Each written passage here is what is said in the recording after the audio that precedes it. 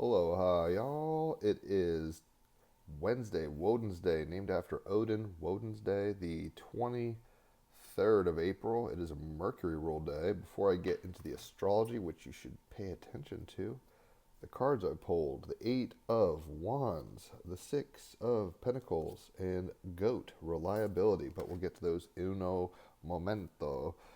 Un momento, maybe. No hablo. So, the Sun is at 3 degrees Taurus, Moon 3 Pisces, Mercury 6 Aries, Venus 26 Pisces, Mars 2 Leo, Jupiter 19 Gemini, Saturn 27 Pisces, that's conjunct Venus, Uranus 25 Taurus, Neptune 0 Aries, that's conjunct Venus and Saturn, Pluto 3 Aquarius, North Node 26 Pisces, that's exactly conjunct Venus, also Saturn and Neptune. Black Moon, Lilith 3 Scorpio, and Chiron 23 Aries. The major aspects of the moment: Mars is opposite Pluto. Jupiter is squaring Saturn, North Node, and Libra conjunction. Uranus is trining Pluto. The Sun is opposite Black Moon, Lilith. That's pretty much the major stuff. So let's get into the cards. Let me get the book. All right, so if you're a wand, you're a fire sign. Though we all have this kind of action, spontaneity, zeal in us of the heart, this fire, right? The wands, but creativity. But it is as follows: taking initiative, striving for improvement, harnessing the available energy coming in. The Eight of Wands on page 116. I can make this happen. The Eight of Wands shifts from the intense fiery struggle of the Seven of Wands to the magical glow of visions heading to the stars. A sense for the mystical has replaced the antagonism, and we can now see the light emanating from a luminous destination. The Eight of Wands contains a high level of energy and thrust. Allergies, holy cow. Thrust. Oh boy. I'm going to have an attack here. It has a high level of thrust and energy, which propels ideas and adventures forward. As ideas soar high, though, there is still much to work to be taken care of, right? We can dream big, Moon in Pisces, but where are our feet surely walking steadily? Sun in Taurus. Oh my gosh. The pollen in Richmond, Virginia is no joke. There is no time to just sit and watch the sky because this card demands very focused attention. Eights deal with structure, the geometries, while the wands carry the raw combustion energy. Raw energy without a structure becomes rogue energy, unable to be harnessed towards a goal or a purpose. Once you have the accurate geometry of your trajectory and the propellant to reach where you want to go, you can work with the complete concentration. Your productivity increases exponentially, right? Saturn, Venus, North Node, and Neptune and Aries conjunct. However, there is almost always a natural tendency when things start to move decisively towards a destination to relax into the ride. This is the shadow of Sun in Taurus, the shadow of Moon in Pisces. In this instant, I lost my place. In this instant, you must remain focused on the important details, Jupiter and Gemini. It is the detailing of a product, a work of art or piece of music, separating the wheat from the chaff that makes all the difference. The elements of an idea can be created rapier fast, but it's in the details, the unique composition and interplay of the elements, which separates a good idea from a really outstanding idea. Very often, the detailing can be exacting and agonizing. It could be a lot of work.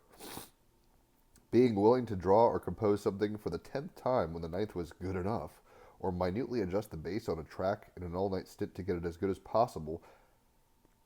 This is the part where the final boost to get into outer orbit can sometimes empty the fuel tank, and we hope we have gained just enough propulsion to reach the frictionless vacuum of space.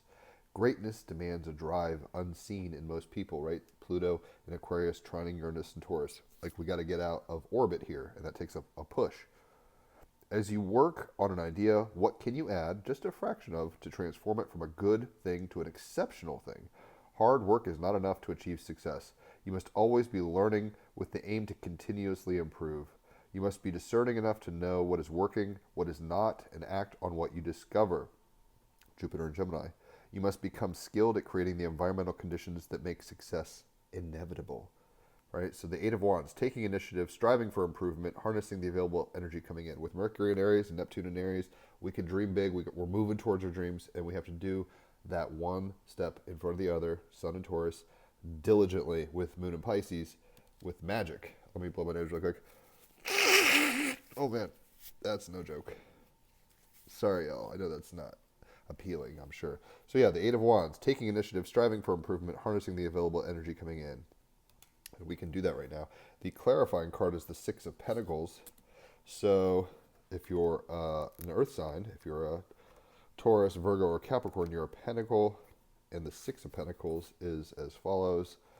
On page 172, I have more than enough. Right? She builds the spider web one weave at a time, and then eventually it creates the inevitable success of catching some prey. Stepping into the natural flow of abundance, the custodian of resources, being philanthropic, generously offering life your best and delivering a worthwhile vision, right? It's one thing to have a great idea. It's another thing to have an excellent idea, worthwhile and delivered fully. The Six of Pentacles is saying, open your arms to the inspiration, but also one little, spider foot at a time. Walk forward from old ideas to the new, right? To boldly go where you've never been before. And that's, once again, tapping into the sync of reliability of the goat. One step in front of the other gets you to infinity and beyond. So this is number 19, the goat, on page 77. Reliability. Is your word reliable? Can you be counted upon? Make your way successfully, step by step, steady as she goes. Nourish yourself. We should climb mountains, not carry mountains. So the magic of goats, and specifically the magic of Thor's mountain goats, is one of reliability and sure-footedness. Goats are remarkably athletic and agile on mountainsides and difficult terrain. They are robust creatures able to withstand the cold or rough environments and are available to all people, rich or poor. So it's not just a Jeff Bezos exclusive kind of ride to the stars here. Call upon goat energy when you need stability and balance in a precarious situation or when you need nourishment after a period of scarcity.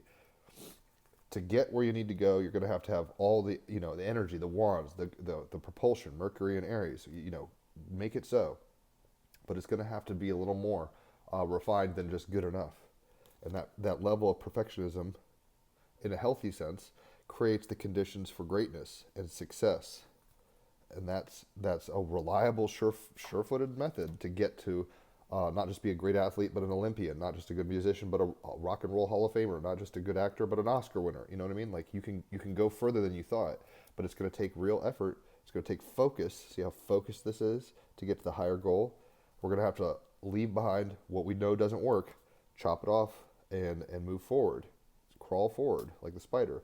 Walk like the sure-footed mountain goat. If you've ever seen a mountain goat, you know that they can get into ratchet places that how the hell do they get there, right? But they do it, and that means you can do things you never dreamt you could do. Bigger, more exceptional than you can imagine, but you're going to have to consistently add fuel to the fire and focus to the trajectory, right? And adapt as you go. So hopefully this has made sense. If it has, leave a tip, tag somebody, share it, whatever's clever. If you've never gotten a reading, get one. You'll love it. You'll never regret it. I promise you that. 5-star reviews. So whether it's an astrology reading, which is 3 hours, or a tarot and an oracle card reading, which is 1 hour, hit me up. And I should say, if you send someone my way, so if you're like, oh, I'm Becky and my friend is Jane, and Jane is getting a reading, and she says Becky sent me to you, like a referral, you get half off of a tarot card reading. So instead of $50, it's $25 for an hour. That's a great deal. So take advantage of that. Spread the word. Enjoy the magic that I provide, because it's for all of us to help you refine and aim better to get the work you're here to do perfected and achieved. And, I can help you understand how to consistently use your design astrologically or the energy of the situation at the moment with the cards to that end. So, and a last thing, if you haven't heard or seen the Team Rabbit Hole podcast, check it out. We've had David DeAngelis on a few times, this guy who created this. We've had Stacey DeMarco on. We just did the 308th episode with Johnny Enoch and Julia Cameron. I got to remember how to pronounce her name. Julia and Johnny. It was a fascinating conversation. They're both experts in their field, so I'll post that in the comments. Check it out. Enjoy the ride. And yeah, get on the Team Rabbit Hole wave. On that note, enjoy your Wednesday, and I'll catch you on the flip side. Adios.